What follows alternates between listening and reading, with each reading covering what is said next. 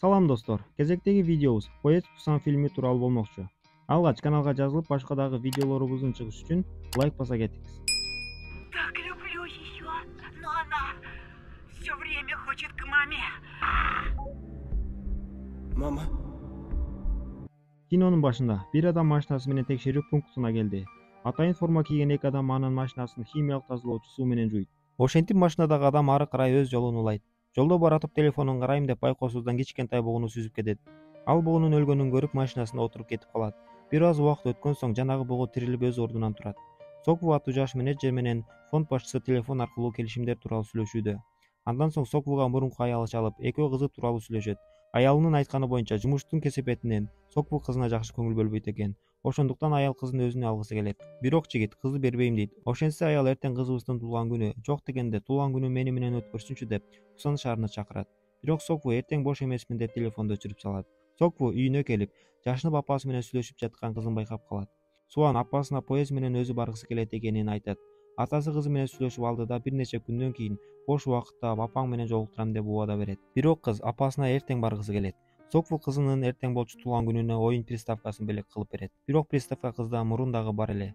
Соквунун апасы келип жумушунан убакытта кызына кичине көңүл буруусун сурайт. Жигит кызынын мектепте ыр айткан видеосун көрөт. Бир кезде кызы токтоп сүйлөй албай калат. Сокву ойлонуп отуруп кызынын айтканын аткарууну чечти. Вокзалга бараткан кезде атасы менен кызы жолдон көптөгөн өрт өчүргүч машиналарды көрөт. Поездге кирген соң Соквуга жумушчусу чалып, жумушта проблемалар пайда болгонун айтат. Жигит анын жолдо тоскоол болбосун сурап телефонду өчүрүп жолун улайт.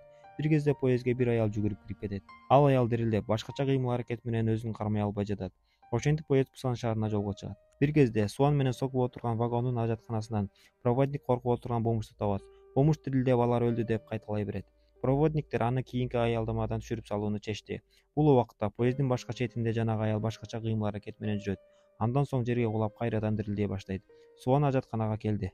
Ажаткана бош эмес. Анда бул жигиттин боюнда бар аялы бар экен. Ал адам кызды башка вагондогу ажатканага жиберет. Бир кезде жанагы аялды проводница таап алып жардамдаша баштайт. Соквуга жардамчысы чалып, шаарда шумдук окуя болуп жатканын айтат. Жигит кыздын жоктугун байкап аны издөөгө кетет. Жанагы аял дирилдегенин токтотуп, проводницага чабуул жасайт. Бали эним бара ошол кезде башталат.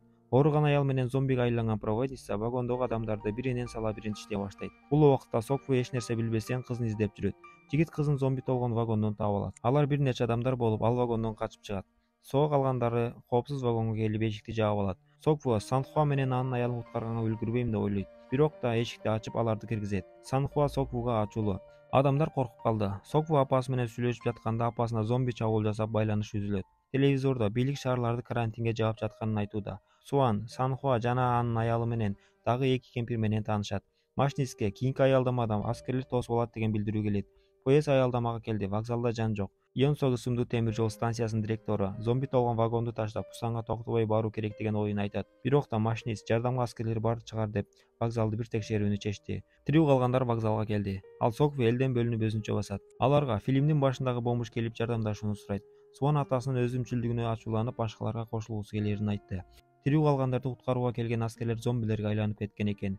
Суан Санхуанын боюнда бар аял болуп вагонго киргенге жетишет.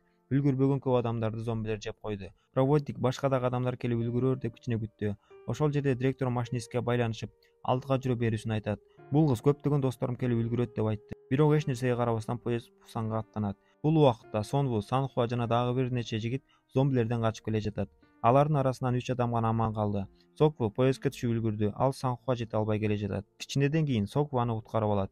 Поезддин ичиндегилер 3 топко бөлүнүп калды. Адамдардын көбү 15-вагондо. Ал боюнда бар аял Суан жана бир нече адам зомби толгон 13-вагондун ичинде. Алар ажатканага кирип жашынып алды. Сокву, Санхуа жана дагы бир жигит 9-вагондо. Алар 13-вагондогу адамдарды куткарып, 15-вагонго кошулууну пландашат. Ошентип үчөө 13-вагонго келет. Бул жигит 15-вагондогу дос кызына азыр барабыз деп жазат. Кыз кубанып башкаларга айтат. Бирок да адамдар аларда оору болушу мүмкүн деп кооптонот. Көптөгөн күчтүн арты менен Сокву, Санхуа жана башкалар 15-вагонго жетет. Тек 15-вагондогулар аларга эшикти ачпайт. 14-вагонго зомбилер эшикти сындырып кирейин деп жатат. Санхуа эшикти өз күчү менен тиреп, башкаларды куткаруу үчүн өзүн курман чалды. Жигит биринчи аялы менен коштошуп, келечекте төрөлө турчу баласына ат койду. Сокву жана башка жаңы келгендерден 15-вагондогулар кооптонуп, аларды өзүнчө тамбурга бөлүп таштайт. Андан соң алардын эшиктерин ачуу мүмкүн эместей кылып байлайт. Бир кезде 15-вагондогу бул кемпир зомбилердин арасынан курбусун көрүп, ага жакындап эшикти ачып жиберет. Зомбилер кирери менен баардыгын кырып салды. Ошентип поезддин ичинде Сокву, кызы, боюнда бар аял Бомуш жана жигит менен кыз эле калды. Сокву жардамчысына чалып Пусандын коопсуз экенин билет. Ушул кезде машинист жолдун жабык экенин көрүп поездди токтотот. Ошентип токтоо себебин вагондогу адамдарга кабарлайт. Ошентсе 15-вагондо директор менен проводник тирүү калыптыр. Алар дагы угат. Соквунун группасы поездден түштү. Ал машинист башка поезд таап алды. Оңбогон директор проводникти пайдаланып машинист тапкан поездди көздөй жүгүрөт. Ошол кезде алардын поездине арткы жактан башка дагы бир поезд келип урунат. Йонсок тирүү калуу үчүн кыз менен жигитти пайдаланып кетет. Сокву, Суан, боюнда бар аял жана Бомуш отурулган поезддин астында аман калды. Йонсок башка поездга жүгүрүп келе жатып кулап калат. Машинист аны куткарам деп алеге туш болду. Директор аны түртүп кулатып поездге жүгүрөт. Бомуш өзүн зомбилерге курман чалып, Суан, Сокву жана боюнда бар аялды куткарып калат. Үчөө аман-эсен чыгып, жанагы поездди таап чуркашат. Поездге зомбилер биринин артынан бири жабышып баштады. Алар локомотивди токтотуп коюуга аз калды. Сокву поезд кабинасынан зомбиге айланган директорду көрөт. Жигит аны поездден кулата алды, бирок колун тиштетип алат. Сок поезддин кандай жүрөрүн аялга түшүндүрүп, кызы менен коштошуп кабинадан чыгып кетет. Жигит зомбиге айланып барат. Ал кызынын кичкентай кезин эсине алды. Ошентип экөөнө зыян тийбеш үчүн поездден секирип кетет. Поезд Пусанга келип жетти. Туннелдин артында шаар бар. Аял менен кыз туннелге кирип коопсуз жакты көздөй барышат. Аскерлер экөөнү зомби деп ойлоп атууга аз калды. Суандын ыр айтканын угуп, аскерлер алардын адам экенин билип куткарууга барышат.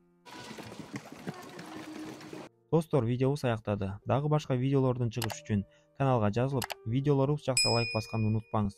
Комментарийге видеобуз тууралуу өз оюңузду жаза кетиңиз.